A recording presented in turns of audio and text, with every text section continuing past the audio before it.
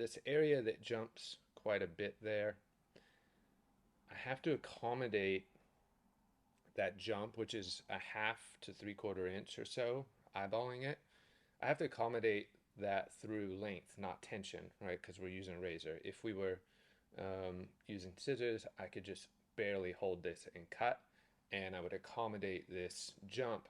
But with the razor, because I need tension to actually cut the hair, I'm going to have to adjust that with my visual length. So if I know I want it up here, I got to go about 3/4 of an inch lower, and I'm just going to take some length off. Now, if you're noticing, this is taking quite some time to cut through, and that is very intentional. I'm doing that by regulating the pressure that I'm pushing through. So I'm using the flat of the blade in this section to give me maximum texture on the cuticle. I'm using a medium stroke, very light pressure, and what I mean by light pressure is I'm not pushing the blade through this section. I'm kind of just letting it whittle it away. And that's giving me a lot of strokes through the hair, meaning it's giving this a lot of texture. If I come here and I just like get through that in two sections or two cuts, then likely it's not going to have enough texture on it to be malleable in the way that she wants in the front. I need a lot of texture in this first section.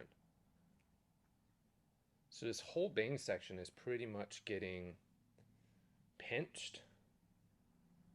So I'm pulling it all back to this middle spot, and I'm pinching the hair and working on the flat of the blade. The pinch is just to give me enough tension on the hair to get it cut. And I find on the hairline, pinching works quite well. So pinching, over directing.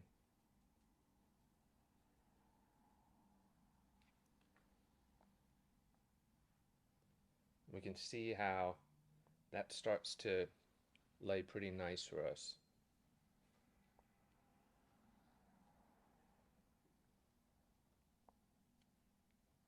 Pinching, over directing to the other side.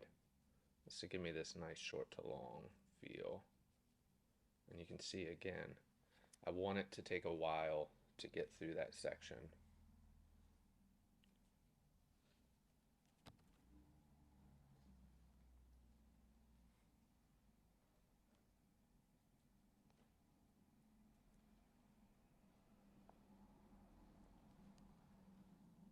And then any little micro adjustments, so just pinch. Lots of tension in the hand that's holding the hair. Really soft and delicate with the razor.